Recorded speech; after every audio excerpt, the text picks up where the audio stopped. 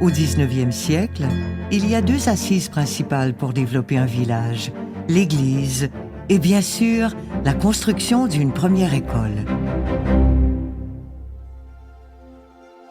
Comme le rapporte sœur Marie-Ursule Sanchagrin et d'autres sources à l'époque, une première école bilingue est érigée en 1835. 35 ans plus tard, la paroisse s'est développée et on dénombre alors 42 enfants. On a besoin de plus d'espace. Alors les commissaires créent un deuxième arrondissement scolaire qui accueille une nouvelle école dans le hameau La Branche, au nord de la municipalité. En 1836, les terres à bois de Sainte-Brigitte de Laval sont suffisamment attrayantes pour séduire les hommes d'affaires de l'extérieur. Joseph Lamotte, qui habite plus au sud, à Beauport, fait la route jusqu'à Sainte-Brigitte de Laval pour mettre la main sur une terre de 15 arpents. Il y construit un premier moulin à scie, stratégiquement situé sur le bord de la rivière Montmorency. Au cours des années suivantes, l'exploitation forestière prend de l'ampleur, bien souvent au détriment de l'agriculture, comme le décrit l'un des habitants du village, Petit Thomasin. Après l'ouverture des chantiers, la demande a augmenté et on y ajouta la pulpe de bois.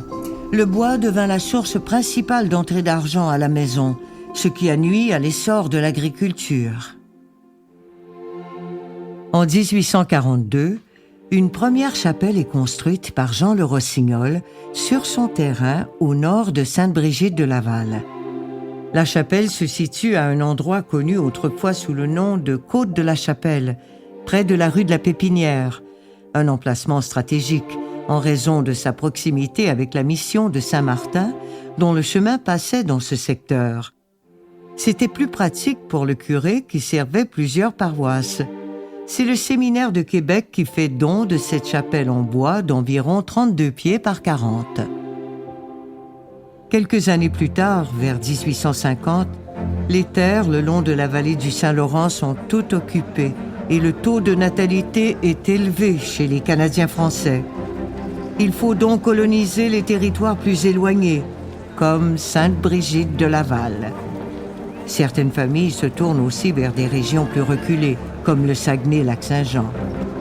C'est donc pendant ces années que l'on voit apparaître de nouveaux patronymes, comme Auclair, Bédard, Clavette, Chamberlain, Duchesneau, Fournier, Fréchette, Sanchagrin et Thomasin. La première église fut construite en 1853 sur un terrain appartenant au séminaire. Faite de bois, elle mesurait 80 pieds par 34. C'est uniquement en 1856 qu'on entend la cloche pour la première fois.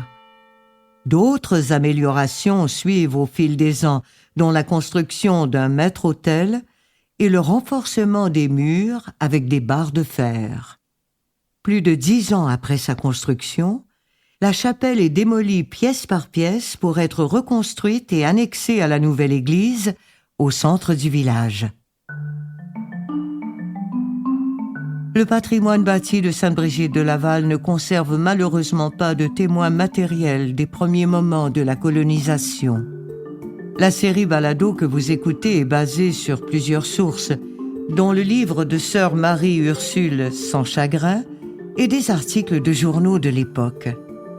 Mais c'est grâce à un peintre néerlandais, Cornelius Krieghoff, que nous savons de quoi avaient l'air certaines constructions de l'époque. Dans les années 1860, il entreprend de visiter Sainte-Brigitte de Laval pour s'inspirer des paysages et des habitations le long de la rivière Montmorency afin de créer 3 magnifiques tableaux qui représentent le patrimoine bâti. La maison de colonisation est assemblée avec des murs en pièce sur pièce, reposant souvent sur de courtes fondations en pierre. Elle est revêtue de planches épaisses. Le toit est généralement recouvert de bardeaux de cèdre ou de pin. Le foyer et la cheminée peuvent être construits en maçonnerie de pierre ou en mortier de terre. La maison contient souvent une seule pièce, peu d'ouvertures, quelques petits châssis vitrés et la porte est souvent un assemblage de planches.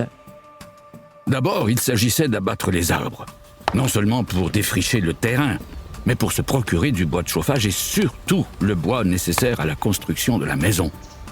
Une toute petite maison, d'une seule pièce, faite en bois rond ou carré. Oui, une seule pièce, pas de chambre. Un lit dans chaque coin. On séparait les lits des garçons par une croûte. Jamais de peinture. On lavait les murs. Une fois que le bois dont on avait besoin était enlevé, on brûlait le reste et sur les cendres, on semait le grain et les patates. Les habitants abandonnent généralement la maison de colonisation pour en construire une plus grande et permanente. Dès le milieu du 19e siècle, le paysage bâti de Sainte-Brigitte-de-Laval se transforme et se diversifie. Un magnifique exemple de cette époque est situé au 489 avenue Sainte-Brigitte. Cette résidence en bois d'une valeur patrimoniale supérieure se distingue par son ancienneté et son authenticité. Construite vers 1870, cette maison de style Second Empire est coiffée d'une toiture mansardée à 2 versants et couverte de plaques de tôle. Elle possède des lucarnes à pignons, des fenêtres à battants et à grands carreaux en bois, ainsi qu'une porte à panneaux de bois. Elle est également entourée de bâtiments secondaires anciens. 24 février 1863. La paroisse de Sainte-Brigitte-de-Laval est fondée. Monseigneur Charles-François Baillargeon lui donne le nom de Sainte-Brigitte, en l'honneur de Sainte-Brigitte d'Irlande, en hommage aux premiers colons irlandais qui composent la majorité de la colonie. Son premier curé est l'abbé Hyacinthe Gagnon. 11 février 1875. C'est officiel.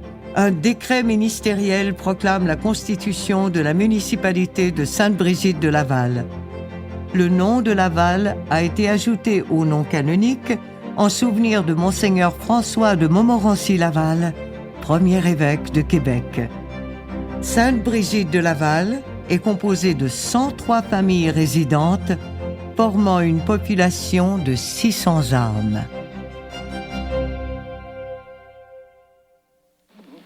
Au bord de la rivière, m'en alla promener.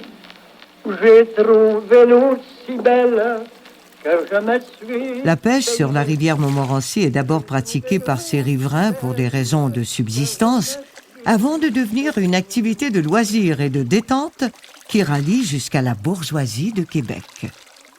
Les voyageurs de passage n'hésitent pas à parcourir plusieurs kilomètres à cheval ou à pied pour venir taquiner l'omble de Fontaine. En juin 1877, une excursion de pêche tourne au drame, comme le rapportent les journaux. On apprend que Madame Falkenberg, veuve du consul de la Suède et de la Norvège au Canada, l'avocat Charles Andrew Pentland, Monsieur et Madame Wolfe et quelques amis se rendaient à Laval pour une excursion de pêche. La voiture de Madame Falkenberg, tirée par 2 chevaux, se renversa sur un pont pourri traversant un petit ruisseau se jetant dans la Montmorency. La voiture et ses occupants firent une chute de 15 pieds dans le lit du ruisseau. Madame Falkenberg, victime d'une fracture du crâne, rendit l'âme 2 heures après l'accident. Les autorités municipales de la paroisse seront d'ailleurs poursuivies pour négligence dans cette affaire. Quelques années plus tard, un autre incident important marque les Lavallois.